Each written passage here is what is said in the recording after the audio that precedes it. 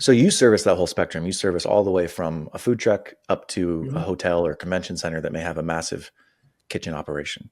Yep, absolutely. What is your background? How did you get into this business? Why were you attracted to it? Where did that come from? Hey, what's up, guys? Welcome to another episode of Nikonomics. And on today's episode, we have Brian Sealing. He's the owner of a commercial kitchen appliance repair company. And if you keep listening, you'll figure out why that's so funny that I got the name right. But it's a company that he purchased only 2 months ago. So while we usually talk about on the show the specific economics of a business, today took a left turn. And I'm really glad that it did, because we spent the majority of the time talking about the cadence of a deal, everything from the LOI all the way up until closing. And we focused on the three main areas of this process. There's the financing piece, there's the due diligence piece, and then there's the negotiation piece of the purchase agreement. And what's important to know about all of those is they've got to be driving forward at the same time. Otherwise, one of those three is going to hold up the actual closing process. So if you or someone you know is interested in buying a business, but you've never bought a business, this is a really good, genuine insight into what the deal process is like.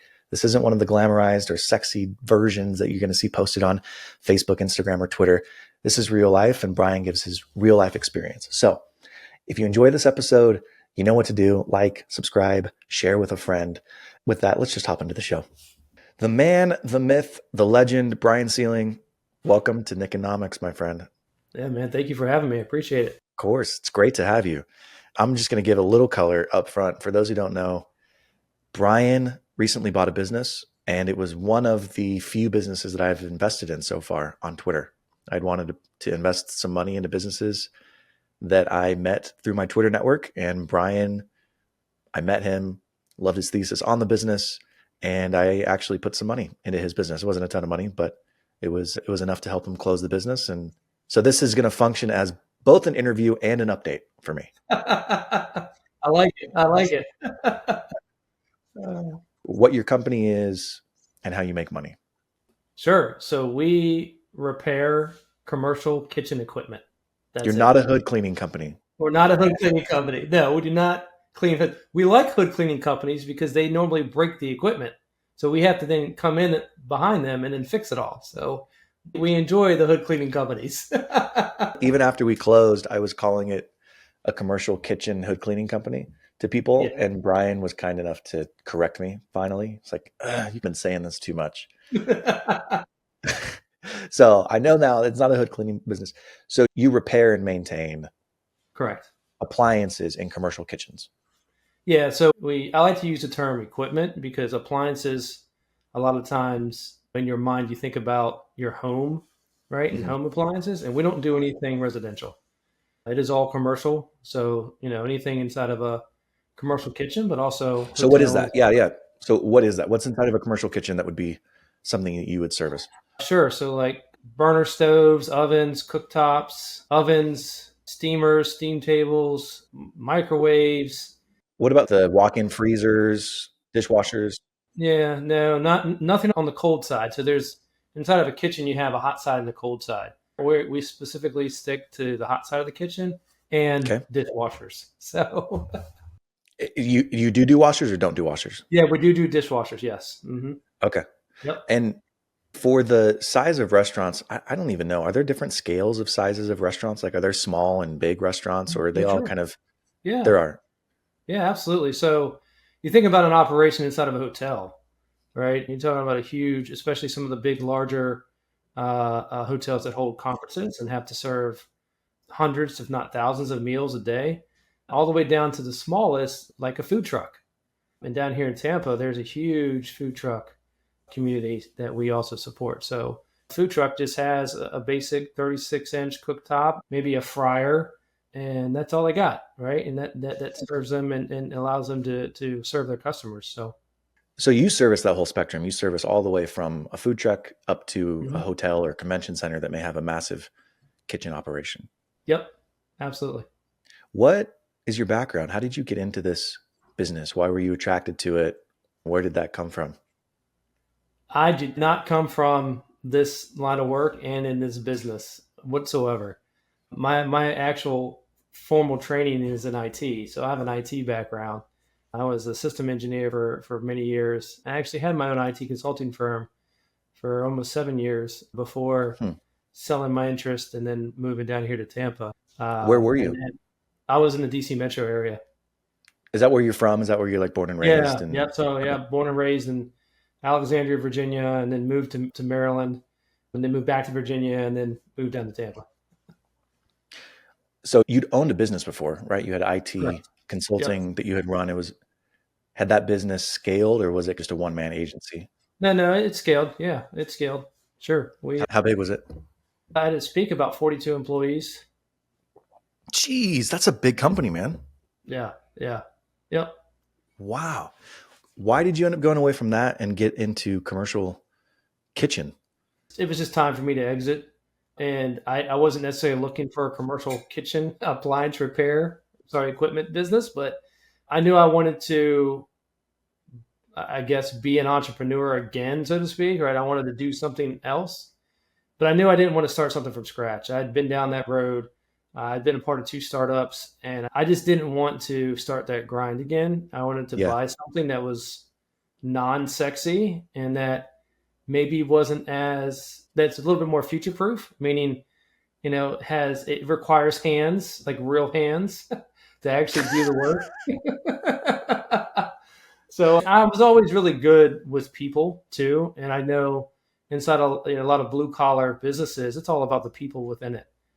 And for me, from a leadership perspective, I was always really good at guiding and helping others grow, and which is a big part of my own thesis and how I like to manage folks. So within the entrepreneurship economy, I don't Mm, even know what to call it, ecosystem, yeah, sure. specifically as it relates to social media, YouTube, Twitter, Instagram, Mm, there's two, in my mind, two different types of businesses that people fetishize. There's the one type of business that leverages digital distribution. mm, So whether it's a digital agency or you're selling a mhm, product, an info product, or e-commerce, whatever it is, you're utilizing the digital infrastructure. And then there's the other end of the spectrum, which are the sweaty startups, the ones that are the plumbers, the HVACs, commercial kitchen appliance repair. Why did you decide to go with one over the other? Or were you looking at both types of businesses and you just decided this was a better fit? yeah, I was looking for both types of businesses. Obviously, I with my IT experience, and I even have some experience in the digital marketing area as well, and in that vertical. I looked at those, but it just for me, I wanted something that was local too, right? That was important. Something that was locally involved in the community that I was in, and not that digital marketing can't be, but typically any of those types of business, especially e-commerce, like what am I Yeah. doing? Sourcing products from China or somewhere else, and I'm reselling them, putting a markup on it, and pushing it out there. That to me wasn't sure. You can make some money, but I guess entrepreneurship for me is more than just going out and making money. That's part of it, right? But if I can't affect and help others, then it's not for me. So I quickly got away from the e-commerce stuff. As attractive as some of it looked, I just it wouldn't be fulfilling for me. So, And you said you were looking for a business that was future proof. What did that mean to you? And why is this business a future proof business? What does that mean? well, if you think about just the way technology is evolving, right? I mean, who knows in 10 years will we even have people doing some of these marketing type of jobs anymore, or will it all be AI and run by some type of you know, artificial intelligence? I don't know that we're going to have robots running out to replace fan motors on the back of your convection oven anytime No. soon, but at least for the next 30 years while I'm still on this earth and kicking, I think I'm safe. So, All right. So you found this. Where did you find this business? like, where did I find like the business listing, or Yep. Listing. it was on Biz Buy Sell? Okay. Look, I'll give Biz Buy Sell its flowers when they're due. I Yeah. usually crap on Biz Buy Sell, but there are good businesses to be found on Biz Buy Sell. It's just you got to kiss a lot of frogs until you find that prince. There are, and I tell you, I was super naive when I started. I was so naive when it came to sourcing deals, right? Because when you become a searcher and you're sourcing when you're looking for a business to purchase, it's completely different than if you already own a business and you're looking to then acquire something or grow through a roll up, or maybe you're looking for a bolt on of some sort. It's different than actually trying to cast a net out there and be a searcher and look for all types of businesses. Talk about that for a minute, because there's a lot of people listening who are searching for their first business. They may not have another business. They're not doing a roll up. What do you Yeah. mean you were naive? And what's the difference? What are you talking about specifically? So I was naive in the idea that I could just look at a listing on Biz Buy Sell and then just go buy it. Right? Like, yeah, I got cash in the bank. I got some capital, right? I've run a company before. I know how to operate a business, but to get a deal closed now, that is completely different and something that was foreign to me. And I don't want to say I learned the hard way, but I learned through the experience of doing it. So maybe it's part of my own fault of, hey, I can do anything. This isn't that complicated. I looked at a business and said, hey, let's go buy it. What's the worst that can happen? How hard can this be? So, but it was a lot more challenging to actually get a deal from first time I laid my eyes on it all the way to the day one I'm now running the business. How long? Tell us. 11, that was 11 months. 11 months. 11 months from the day that I is a long saw the time. listing. Yeah. That's long. Yeah. But you also learned a lot. You learned a lot over those 11 months, right? Yeah, I did. Like you said, you think it's just, oh, here's the listing, there's the price, Yeah. we're done. But the deal, the art of the deal, I'm not quoting Donald Trump, but there's more of an art to the deal than there is science. It's about There is a lot of different things. What did you find in the deal process that you feel like you didn't know going in that the next time you'll be more focused on? I think it's the cadence of how things need to happen, right? And what you need to be prepared for, and how if you don't have those things lined up, things get delayed. And nothing kills a deal more than time, right? The longer it takes, the more likely it is for it to fall apart. And typically they do fall apart a few times before they even get to closing. So, Well, talk about the cadence. I want you to go be specific. What do you mean by the cadence? so when you go from putting in an IOI to now having in an accepted LOI, and then who you need to call first. Sorry. Define both of those things. No. This is really good. Like this, Yeah. for people listening who are trying to buy that first business, this is gold. So what's an IOI and what's an LOI? So I forget what the acronym is for IOI. I'm drawing a blank here, but offer of intent, something like that. It's your intent of your letter of interest. That's what it is. No, IOI. Something like that. I forget the acronym. I honestly, I don't know. I could Google it and tell you what it is, but the IOI is essentially you saying, hey, I'm interested in this business. Correct. The LOI is spelling out the terms of the offer and typically includes an exclusivity clause that allows you a certain period of time to negotiate with that seller where they're not going to go out and try to find somebody else. Correct. I don't typically do IOIs, but I know what they are. So anyways, the IOI, the LOI process, you were talking about how that pertains to the cadence of the deal. Yeah, so that is huge of understanding how those two things work and what you need to do and who you need to bring into your deal team in order to get your deal done, right? I didn't even know what a deal team was, right? Again, that's something that I learned along the way. Like, what do you mean deal team? Yeah, I'll have someone look at the numbers, but I can look at the numbers. Not that big of a deal. Well, yeah, there's a little more to it than that, right? And two, down here in Florida, they typically don't like to use IOIs and LOIs. They have this pre-baked, almost like a real estate brokerage style form that they use that they call I'm drawing a blank on it. But anyways, it's a pre-baked offer sheet, essentially. Asset purchase agreement. That's what it's called. Asset purchase agreement, APA. And they like you to sign those as that is your LOI. Well, that's a legally binding contract, right? That is not something that you just want to throw a price on and some terms on and send it over, because it doesn't provide you any buyer protections inside of that document. So I didn't know that, right? And I had these brokers, because I looked at a bunch of businesses, right? Down here in Florida, I had all these brokers sending me these APAs. Hey, sign it. If you want to put an offer in, sign this, sign this. And I was like, okay, this sounds like you're trusting a broker because a broker's supposed to be that person of expertise. And really, they only care about getting the deal done. So they're not worried about your interest after the purchase. So anyway, so getting back to Cadence, like that right there cost me 3 months. We had an APA signed, right? That fell apart because what happened was I got the APA signed the first time around. I got the deal under contract. We went through due diligence. Three weeks later, I find the company isn't producing the cash flow that the broker put on the one pager that they send out, right, on the listing. Yeah. And so I go back to the seller. I'm like, "Look, this isn't going to work. This deal doesn't pencil at this price." And so the deal fell apart. And 3 weeks later, the seller came back around and said, "Hey, maybe I will drop the price some. What can we do to get the deal done?" And so we started that conversation again. But at that point, he didn't want to sign another LOI or APA without having his lawyer go through it. Well, that's a whole nother conversation we could have about how lawyers can get involved and totally mess things up too. So again, you have all these different pieces that kind of need to happen and go in place. So, if you find a broker that actually knows what they're doing and can help guide you, that's great.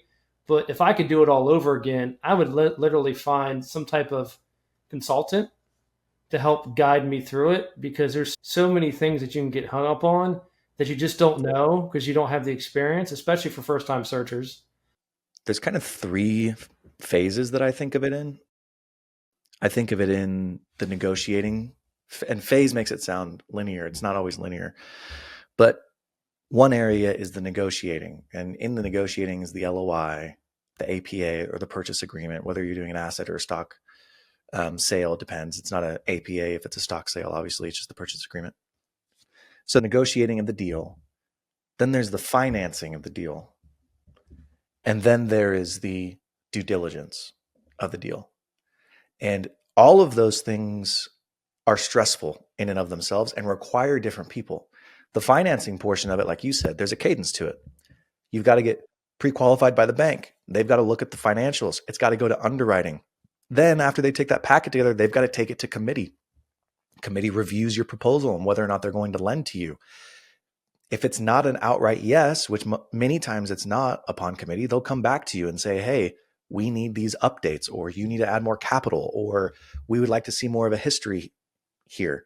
So the financing portion of it in and of itself has a cadence. The due diligence, you've got to do a quality of earnings. You've got to make sure you have all your contracts lined up. You've got to make sure you understand an asset versus a stock purchase, because it's going to affect how you treat those employees and how you treat your vendor relationships. And then in the meantime, you still got the negotiations going on, and you may have agreed on a price with the seller, but now you're talking about non-competes, or you're talking about non-solicitations, and are they going to be willing to sign one for 3 years? And is there a seller note involved? So you've got like these 3, again, phases is the wrong word, but like 3 areas that are really important to the negotiations that all have their own cadences, that all have to be moving in the same direction at the same time in order for you to get to a close, so that all of them have been done and you feel confident in them by the time you actually close and purchase that business.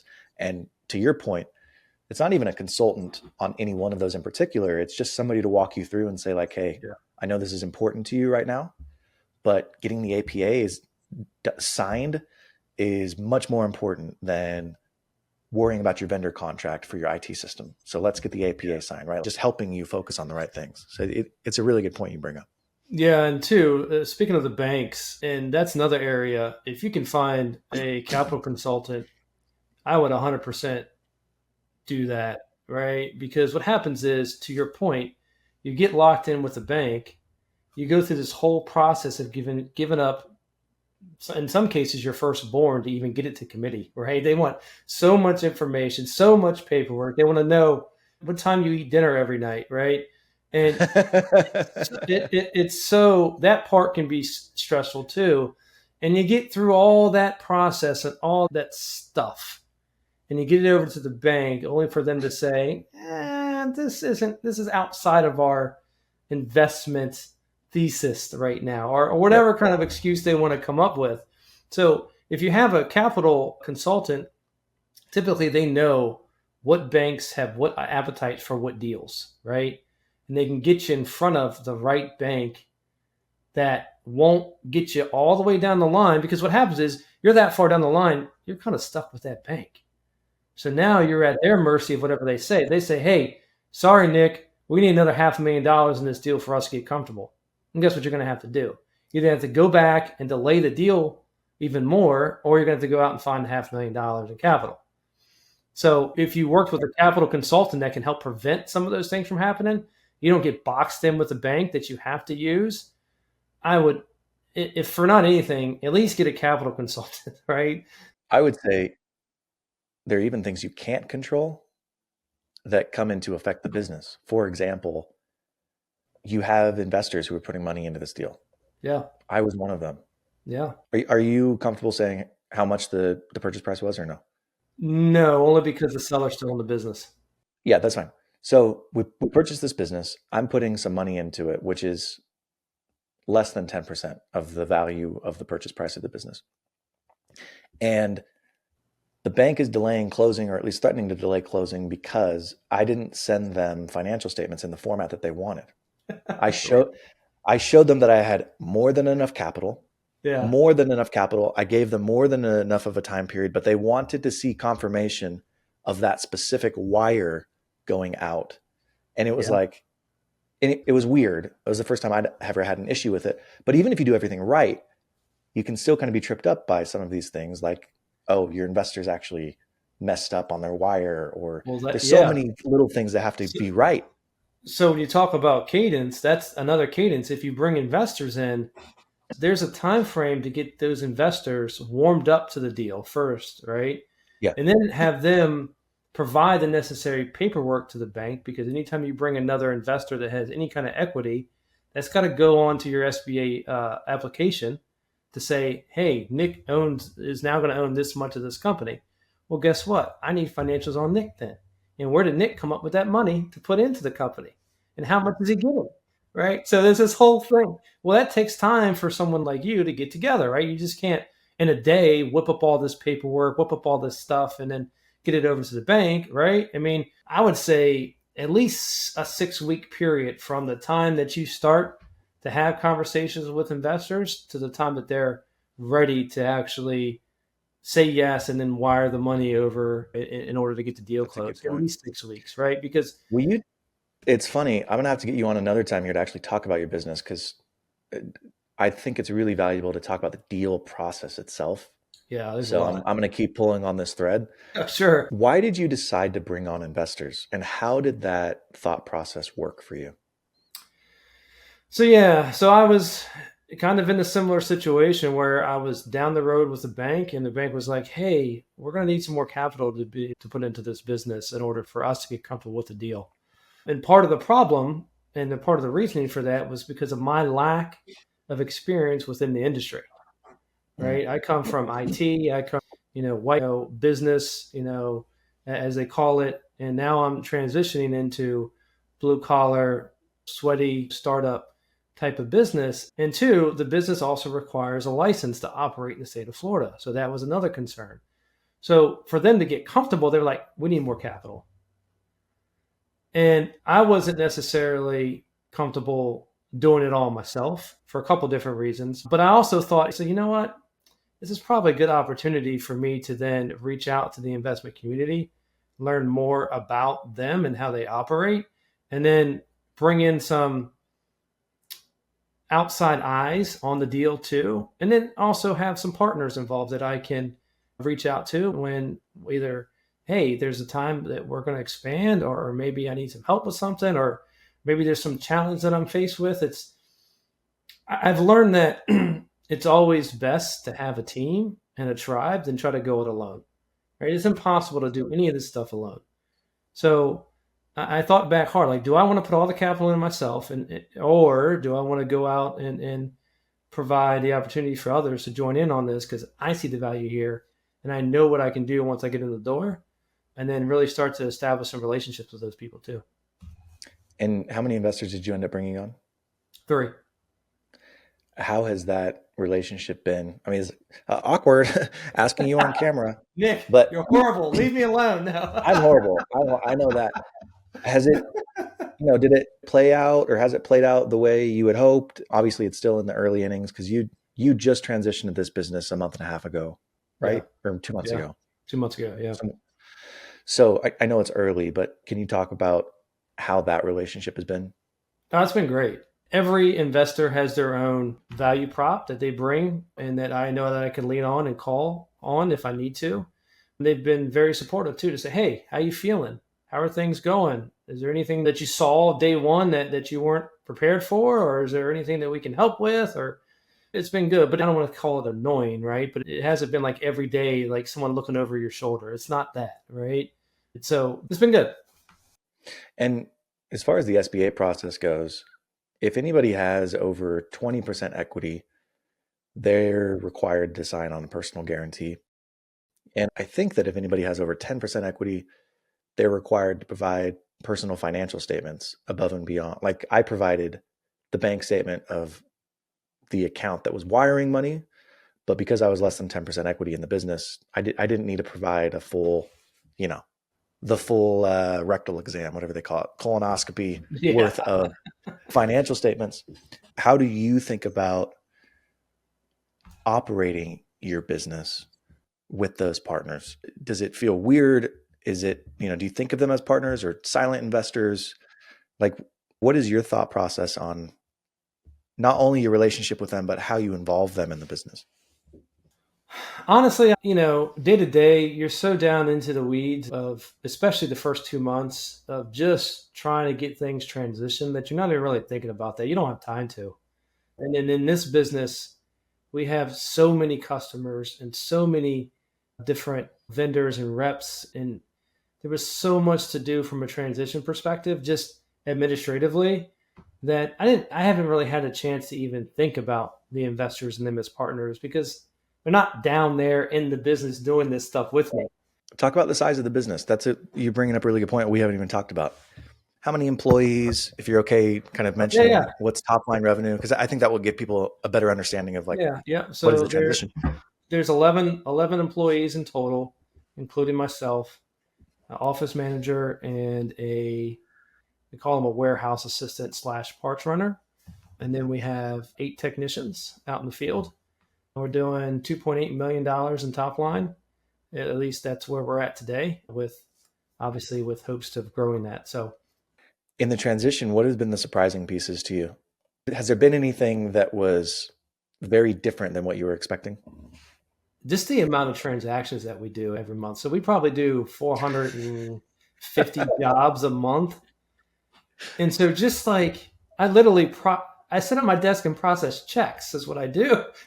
Right. I have all these checks coming in on my in there because they're typically smaller, for the Yeah. most part. We're our average job size is like $580, right? Somewhere in that range. So to get to 2.8 million at $580, you can imagine how many transactions that is. And I had no idea the amount of checks and that people still like, because guys and gals that operate food trucks, they work in cash, right? They're not doing anything but cash. So I got cash coming in.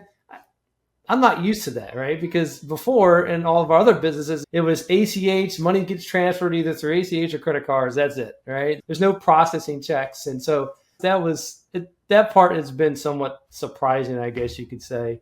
And the amount of abuse our vehicles take, right? So our vans that our techs have, and it's not that they abuse them, it's just that they're just driving and they're on the road nonstop. Because again, we have a database of 3,600 customers. So Wow. they're probably going to 7 to 8 jobs a day in some cases if it's busy. And that's a lot of time on the road. So our vehicles, they are the definition of road warriors, so that was interesting. What did it look like as you were coming into the company, dealing with all the things that most entrepreneurs don't think about? As an entrepreneur, you think about the sales process, you think about managing people, hiring people, you think about the vans, the technicians, all that stuff. But at least for me, I didn't think about, oh, I got to open a bank account. Oh, I've got to make payroll. Who's my payroll processor? Yeah. Oh, we've got accounts payable. Who are we using to cut these checks? The checks that are coming in, what's the system that we use to deposit them? Like these administrative things mainly, how has that been for you, and what has been your process for triaging that stuff? Yeah, so I knew it was going to be a challenge. And so I had a pretty good transition checklist that I put together of things that I knew that I was going to have to address day one, right? And at least understand how we're doing it today and how I could easily make it better, right? Without having to spend weeks or all this time to transition, without disrupting the business too, right? Because I didn't want to do that either, the way they currently do business. And some of that was as simple as we weren't even using a email domain that was specific to our business. My office manager was using his like personal email at outlook.com. No way. And that's where all this information is flowing into. And I'm like, no, we got to stop this like today. So Yeah. again, my IT background, I go to Office 365. I set up the email domain. I set up shared mailboxes, and like, all right, now we have a billing email address. We have accounts payable email addresses, and then I started to then email our customers, say, hey, just hello, customer. Here's a change. Now on, you're going to be seeing emails from billing at pgmrepairs.com instead of, office manager at outlook.com, right? Because that's just, and so but that was a problem I needed to fix. Like day one, like there's no way we can operate like this. This is not going to work, right? Mm-hmm. But that's something I wouldn't expect it. Well, I kind of knew, but those kind of things that some folks may not, especially in these types of businesses, especially these HVAC and plumbing businesses where the back office is typically super unsophisticated, super unsophisticated. Yeah, they have, the meme that's like, buy a boring business, replace the fax machine, make money and bro down, or like whatever. We still get payments via fax machine. I hate to admit. Do you really? Yeah. It's crazy. It's funny, but it's also true. And it's not just the fax machine. It's stuff that you just mentioned, right? Like email not being utilized properly or inefficient systems for communication. So I love it.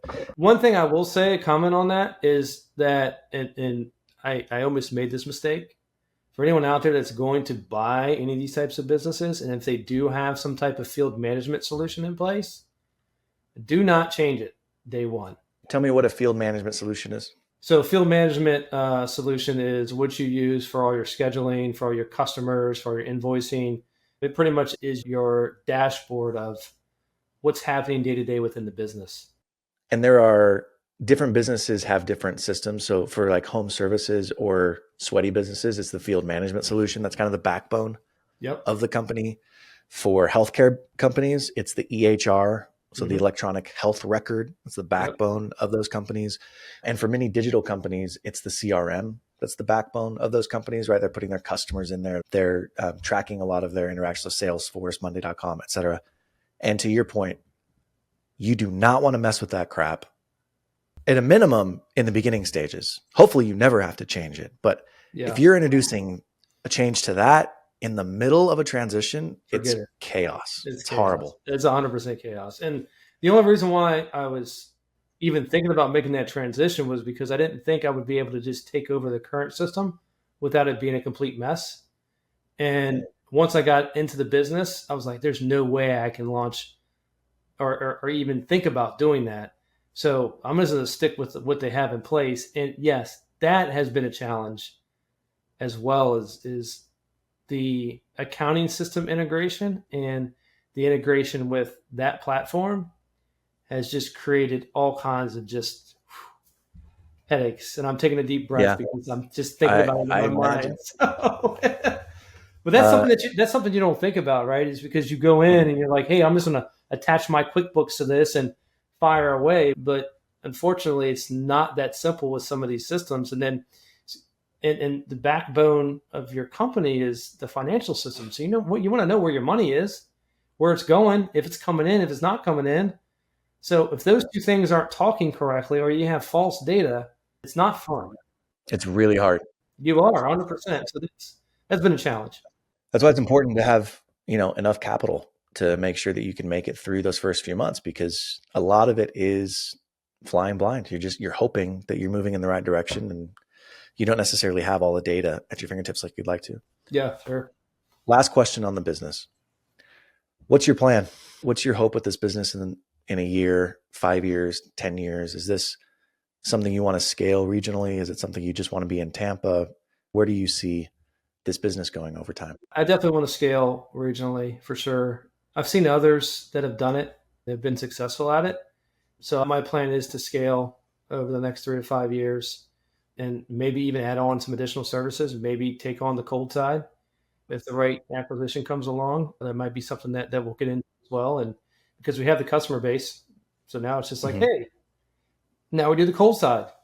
Call us for Yeah. that now, right? So there's just a lot inside the business that I see potential that I can do.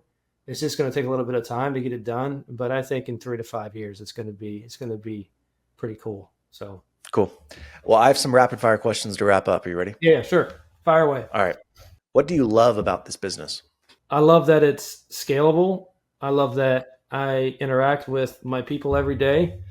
And I love that it's local here in the community too. That was important to me. What do you hate about it? I don't think there's anything I hate.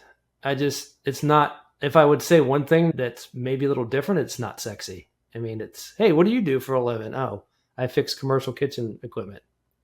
Right? It's not. That's true. Yeah, there's not necessarily the prestige. There's not no necessarily the prestige. Yeah, it's attached not, to it. which is fine. What are you obsessed with right now? If you have 2 hours in your day, you could sit down, you don't have anything else to do, no kids, no work. What occupies your brain space? How can I grow this business right now? I mean, like those. Yeah, you're in the thick of it. Yeah. Who can I talk to? Who are the conglomerates in the area that own a bunch of restaurants? What hospitals can I get into? Like, what are my competitors doing and how can I kick their ass? Right. Cause that's what I want to do too. Right. Like what if I could clear out 2 hours of my day, that's what I'd be diving into. All consuming. I love it. Yeah. This is a hard question because you're just in the thick of it right now and you may not have an answer, but all of us suffer from the grass is greener. Mm. And I'm wondering for you right now, what businesses are you looking at that you're jealous of? That I'm jealous of? Yeah, it doesn't mean you'd be doing them overdoing what you're doing now, right? But just like, Sure. What are you jealous of? I kind of like the investor side of the things, to be honest, right? And I say that because I like looking at deals. That's one thing that I found going through this process. I'm somewhat of a deal junkie. I still look at deals today. I have no intention of buying them, but I like looking at them. And I have some searcher friends that I've met via Twitter that I help look at their deals. We look at their deals together all the time, and it's fun. Like I enjoy that. So the only way you get access to looking at a bunch of deals is if you're investing in those deals. So for me, I'm kind of, jealous of that aspect of it. So yeah. Okay. Yeah. Here's the last question. What advice would you give yourself 10 years ago? Oh man, 10 years ago, I should have learned about acquisition sooner. To be honest, like Okay. Fair. A good answer. That's it. Well, this has been a great conversation, Brian. I appreciate you taking time out of your busy schedule. Where's the best place for people to find you, reach you? Sure. Find me on Twitter, or X as they call it now, bsealing, @bsealing. Find me on LinkedIn as well. Same thing, bsealing. Yeah. Reach out anytime if you have any questions. Awesome. Well, I hope you have a great day. Can't wait to catch up with you in a year and see how things are going. Yeah. Thank you. Appreciate you, Nick. All right, man. See ya. See ya. Man, what a great conversation with Brian. I love talking to him every single time. You can see why I gave him money. As I've had some time to reflect on it, I wanted to give you a little bit more perspective on the deal process itself. Running a business can be glamorized. It can be sexy. It can be fun, right? People look at you, you're respected in the community. You're providing for other people, which provides a lot of satisfaction. But running a business is very, very different than buying a business. And the same skills that you have in running a business can be very different than the skill sets needed to buy a business. In buying a business, you've got to negotiate a price. You've got to build a relationship with that seller. You've got to know what to look for in due diligence. You've got to understand the upside and where the potential liabilities are, but also the potential upsides are, so you can leverage those once you take over. And I think what the conversation with Brian really drove home to me is, if you're serious about buying a business, if you're serious about becoming an entrepreneur through acquisition as opposed to through a startup, I would strongly encourage you to find someone who's been through that process, who understands what it takes to go from LOI to close. And it may cost you some money, Don't be a penny wise and a pound foolish. Please, you will make more mistakes in that process that will cost you much more money in the long run than finding someone and paying them as a consultant, or asking a friend of yours to maybe join your advisory board for a couple of percentage points in order to make sure that the deal goes through smoothly. There's nothing worse than getting into a business knowing that you know how to operate it, but having negotiated and done a poor job in due diligence, because now you're stuck. You've taken out a loan and you've got a problem on your hands as opposed to something that you're excited about. So I hope you found something valuable in this episode. I really, really hope that you found something you can apply to your life or to your business. If you did, leave a comment, send me a message, nick@cofounders.com. I'd love to hear it. I really would. And always remember, there is no such thing as a dumb question. Only dumb people who refuse to ask dumb questions. I'll see you next time.